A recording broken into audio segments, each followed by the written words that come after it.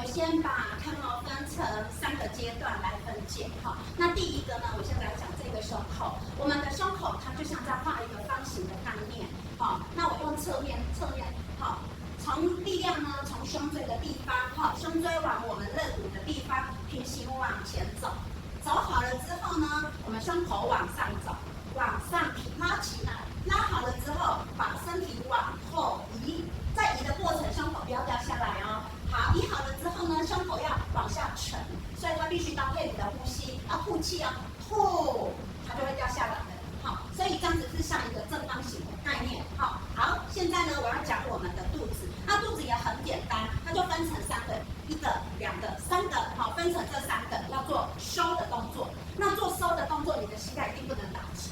好，那第一个呢，肋骨的地方呢，把它收进来。好，第二个肚子收，下腹肌再收，好，让它卷上来。所以你会看到我的骨盆，骨盆是怎么样往前往上卷进来的，对不对？肚子就这样而已哦，就是第一个、第二个、第3个就这样子而已。